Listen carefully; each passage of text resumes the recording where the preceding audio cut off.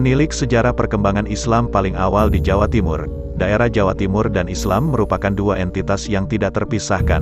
Di Indonesia, khususnya di Pulau Jawa, nama Jawa Timur masyhur sebagai salah satu wilayah dengan nuansa dan kesejarahan Islam yang kental dan khas. Salah satu organisasi Islam terbesar di Indonesia, Nahdlatul Ulama, lahir di Jawa Timur.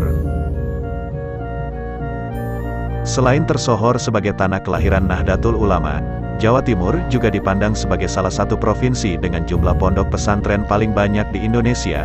Beberapa pondok pesantren besar dan terkenal seperti Pondok Pesantren Modern Darussalam Gontor, Pondok Pesantren Tebuireng, Pondok Pesantren Darul Ulum, dan Pondok Pesantren Lirboyo ada di sana.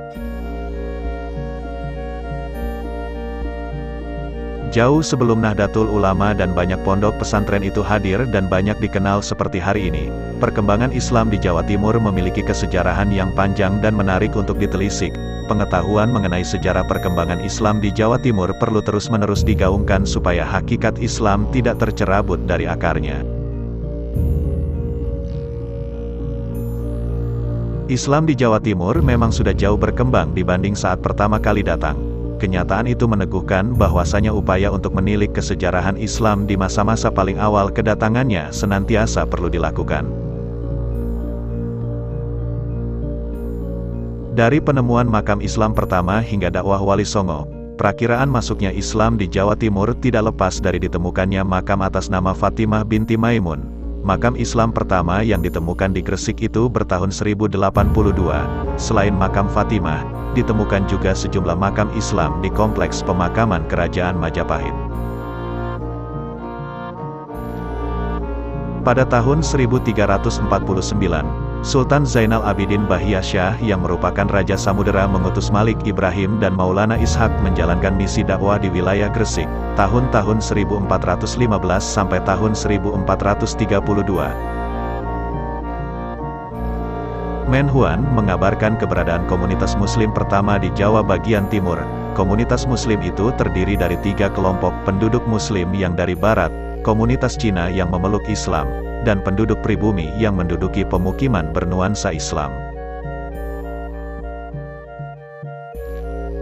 Di zaman pemerintahan Prabu Kertawijaya, beberapa bangsawan dan punggawa kerajaan sudah menganut ajaran Islam. Latar belakang dari kejadian itu ialah tersiarnya kabar mengenai masa kejayaan Islam di wilayah timur.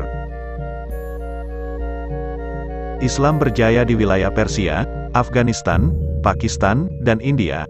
Tidak butuh waktu lama, melalui pelabuhan-pelabuhan di Jawa, ajaran Islam lekas menyebar di wilayah Aceh dan Malaka. Perkembangan Islam di Jawa Timur juga tak lepas dari peran Wali Songo. Dari 9 wali, 5 diantaranya menjalankan misi dakwah Islam di Jawa Timur. Kelima wali tersebut ialah Sunan Ampel di Surabaya, Sunan Bonang di Tuban, Sunan Derajat di Lamongan, dan Sunan Giri serta Sunan Maulana Malik Ibrahim atau Sunan Gresik terletak di kota yang sama yaitu Gresik. Sampai saat ini, makam dari 5 wali itu tidak pernah sepi pengunjung. Para wali terkenal dengan metode dakwah Islam yang santun. Mereka tidak serta-merta menyiarkan ajaran-ajaran Islam yang asing bagi masyarakat lokal. Dakwah Islam dilakukan dengan pendekatan budaya yang sudah lebih dulu berkembang di masyarakat. Sunan Bonang misalnya menggabungkan syiar Islam dengan musik Jawa dan budaya lainnya. Demikian halnya dengan sunan-sunan lain, mereka memegang teguh konsep akulturasi antara nilai-nilai Islam dengan nilai-nilai yang sudah lebih dulu dianut oleh masyarakat lokal. Hal ini membuat masyarakat lebih mudah menerima Islam sebagai sesuatu yang baru dan indah. Islam sebagai ajaran ilahiyah yang tidak berupaya mengikis kebudayaan mereka. Pada paruh abad ke-14, Maulana Malik Ibrahim alias Sunan Gresik sampai di Tanah Jawa. Sunan Gresik singgah di daerah Leran, sekitar 9 km dari kota Gresik. Di masa-masa awal kedatangannya, beliau tidak melakukan dakwah, pilihannya ialah mengobati masyarakat setempat secara gratis. Tujuan pengobatan itu selain sebagai amal sosial, juga untuk menarik perhatian masyarakat. Setelah merasa bisa mendapatkan hati masyarakat, barulah Sunan Gresik memulai misi dakwahnya. Misi itu ditandai dengan didirikannya pondok pesantren di Leran. Dakwah Sunan Gresik juga tidak lekas ditandai dengan menyiarkan nilai-nilai agama di hadapan masyarakat.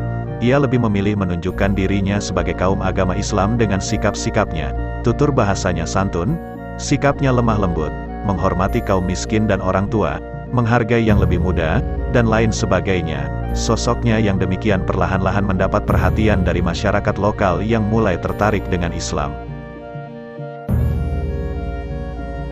Jika diamati, sebenarnya persebaran Islam di Jawa Timur pertama-tama justru terjadi di antara nelayan. Wilayah pesisir menjadi wilayah yang paling awal mendapat pengaruh Islam dari dunia luar karena para pendakwah Islam ialah seorang pedagang yang hilir mudik di wilayah laut. Sebelum memengaruhi wilayah pedalaman termasuk wilayah kerajaan, wilayah pesisir lebih dulu terpapar ajaran-ajaran Islam. Sebagai simpul pertemuan antar pedagang dari berbagai daerah, wilayah pesisir juga identik dengan masyarakat yang berpikiran lebih terbuka. Keberhasilan penyebaran agama Islam di Jawa Timur abad ke-15 dan 16 ditunjukkan penguasaan para penyebar Islam terhadap simpul-simpul perdagangan laut. Di Pelabuhan Gresik sekitar tahun 1371, Ibrahim Asmorokondi dan Maulana Masyfur diangkat sebagai Syah Bandar yang menguasai wilayah pelabuhan. Pada tahun 1378, perjuangan kedua Syah Bandar itu dilanjutkan oleh Maulana Malik Ibrahim. Penguasaan wilayah tersebut menimbulkan tumbuhnya komunitas-komunitas Muslim di Jawa Timur dengan Pelabuhan Gresik sebagai pusat berkembangnya Islam.